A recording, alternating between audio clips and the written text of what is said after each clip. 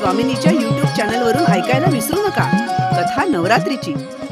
घटस्थापनेपासून विजयादशमीपर्यंत दररोज देवीच्या विविध रूपांचं, सामर्थ्याचं आणि पराक्रमाचं दर्शन घडवणारी कथामाला. कथा नवरात्रीची आता स्वामिनीच्या YouTube चॅनलवर. मानवी जीवनात, समाजात स्वास्थ्य व आनंद नांदावा, नवीन पिढीला हा सांस्कृतिक वारसा समजावा म्हणून ही मालिका सादर करीत आहोत. याद्वारे कुठल्याही अंधश्रद्धेचे अथवा अनिष्ट प्रथेचे आम्ही समर्थन करत नसून कुणाच्याही भावना दुखावण्याचा आमचा हेतू नाही. स्वामिनी, साड्यांची महाराणी. आजच स्वामिनी सारीज पुणे या YouTube, फेसबुक आणि Instagram या सोशल मीडिया प्लॅटफॉर्मला भेट द्या, सबस्क्राइब करा आणि स्वामिनीशी कनेक्ट व्हा. स्वामिनी, विजिलँड बिल्डिंग, कुमठेकर रोड, पुणे. साड्यांची महाराणी स्वामिनी. जगजननी आई कृपा करी, जगजननी आई कृपा करी, वरद हस्त तव शिरी धरी, वरद हस्त तव शिरी धरी, जगजननी आई कृपा करी, जगजननी आई कृपा करी, वरद हस्त तव शिरी धरी, वरद हस्त तव शिरी धरी, जगजननी आई कृपा करी. या श्रीः स्वयं सुकृतिनां भवनेष्वलक्ष्मीः पापात्मनां कृतधियां हृदयेषु बुद्धिः श्रद्धा सतां कुलजनप्रभवस्य लज्जा तां त्वां नताः स्म परिपालय देवी विश्वम्.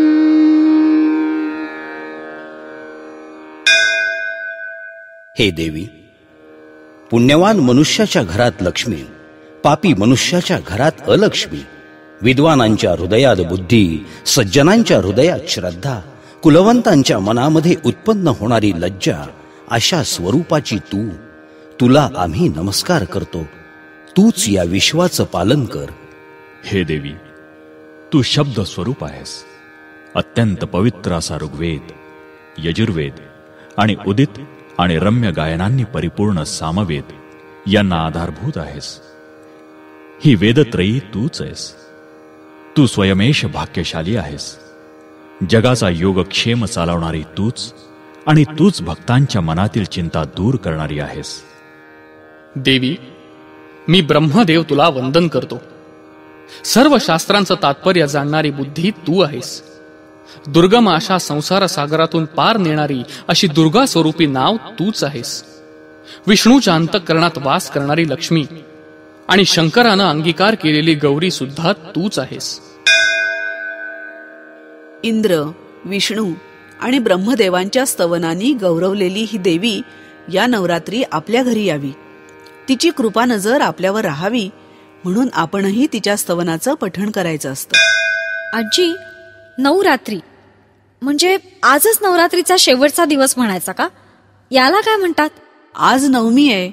गेले 8 दिवस आपण जो जागर चालू ठेवतो, त्यामुळे देवी आज उन्मनी अवस्थेत येते. उन्मनी म्हणजे देहभान विसरून देवीचा संचार सुरू होतो. अष्टमीला देवीनं दैत्यांना नमवून इंद्राला राज्य मिळवून दिलं, त्यामुळे या दिवसाला खंडे नवमी असं म्हणतात.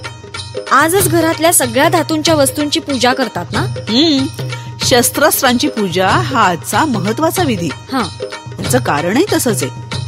पूर्वीच्या काळी तरुण मंडळी स्वराज्याबाहेरच्या प्रदेशातून सुवर्णाचा ओघ स्वदेशाकडे वळवण्यासाठी सशस्त्र होऊन या दिवशी बाहेर पडत.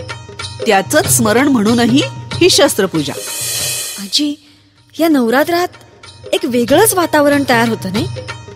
मी तुझ्याकडून ऐकलेली सगळी माहिती आज शाळेत वाचून दाखवणार आहे. अजून काही असेल तर आठवून सांग. नवरात्रीच्या देवी दैत्य संघर्षाच्या कथांइतकंच दसऱ्याचं, विजयादशमीचंही महत्व आहे. देवीची आराधना करणारे, तिचं स्मरण करणारे लोकसमुदायात सन्मान पावतात. त्यांना यश, कीर्ती, संपत्ती मिळते. पण देवीशी संघर्ष करणारे राक्षसही सद्गतीला पोचतात. देवीच्या पावन शस्त्रानं मरण आलेले दैत्य उत्तम लोकात जावेत अशीच तिची सद्भावना असते. म्हणजे सगळे राक्षस देवीशी इतके वाईट वागले तरी तिनं मात्र प्रत्येकाचा मायेनं, प्रेमानेच विचार केला. वाईटाचा जय हा क्षणिक असतो, म्हणून माणसानं वाईटाचा संग धरू नये. तसंच प्रत्येक वाईटाला चांगलं होण्याची एकतरी संधी द्यावी. आपल्या चांगुलपणाचा अहंभाव धरू नये. आजी, हेच खरं तर या युद्धाचं सार म्हणावं लागेल. आणि देवीने म्हणजे सर्वात असामान्य अशा शक्तीने जर राक्षसांना इतकी संधी दिली तर आपण तर किती सामान्य माणसं आहोत. याचीच जाणीव व्हावी म्हणून तर नवरात्रोत्सव करायचा. तिच्या सामर्थ्यासमोर, तिच्या तेजासमोर आपण शरण जाणं, तिला जागृत करणं एवढं जरी आपण केलं ना तरी पुष्कळ आहे. नमस्तेस्तु महारौद्रे महाघोर पराक्रमे महाबले महोत्साहे महाभय विनाशिनी. आजी, विजयादशमीच्या दिवशी रामाने रावणाचा वध केला आणि याच दिवशी सोनंही लुटलं जातं, ते का ग? त्याची मात्र एक वेगळीच कथा आहे. पूर्वीच्या काळी पैठण नगरात देवदत्त नावाचा एक ब्राह्मण होता. त्याला कौत्स नावाचा पुत्र होता. त्यानं आपल्या पुत्राला म्हणजे कौत्साला गुरुकडे विद्यार्जनासाठी पाठवलं. विद्यार्जन पूर्ण होताच गुरुनं गुरुदक्षिणा घ्यावी म्हणून कौत्सानं हट्ट धरला.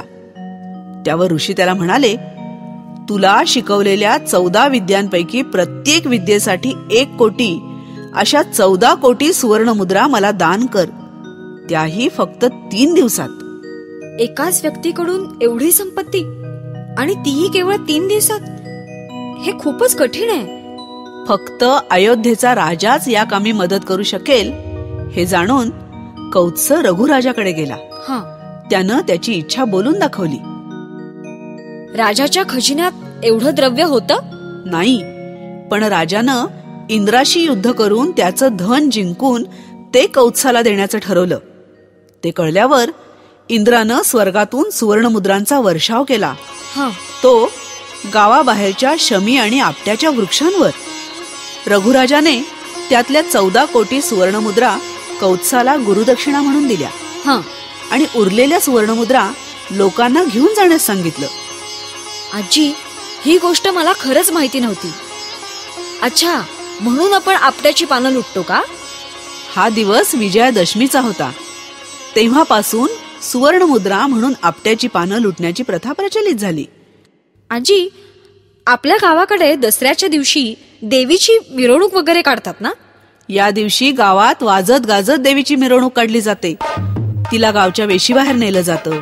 तिथे शमीची आणि आपट्याची पानं देवीला वाहिली जातात. नवधान्याची कणसं, भाताचे लोंगर देवीला अर्पण करून देवीच्या मूर्तीचं जलाशयात विसर्जन केलं जातं. आणि आपण सगळे एकमेकांना सोनं देतो. सोनं घ्या, सोन्यासारखे राहा असं म्हणतो. कारण सोनं हे अक्षय आहे, त्याची झीज होत नाही. या उलट दिवसेंदिवस त्याचं तेज वाढत राहतं. तसंच तुमचं आमचं आयुष्य तेजोमय होवो अशी सदिच्छा यावेळी दिली जाते. घरातल्यांचं तोंड गोड करण्यासाठी गोडाचा स्वयंपाक केला जातो आणि देवीला नैवेद्य दाखवला जातो. कळलं का देवीचं महात्म्य? कथा नवरात्रीची. संकल्पना नावेद आणि जावेद शेख. लेखन श्रद्धा कुलकर्णी. श्लोक पठण धनश्री गणात्रा. सहभागी कलावंत सुनेत्रा मंकणी, हिमानी निलेश. विशेष आभार डॉक्टर अरुणा ढेरे. निर्मिती व्यवस्था शेखर काळे.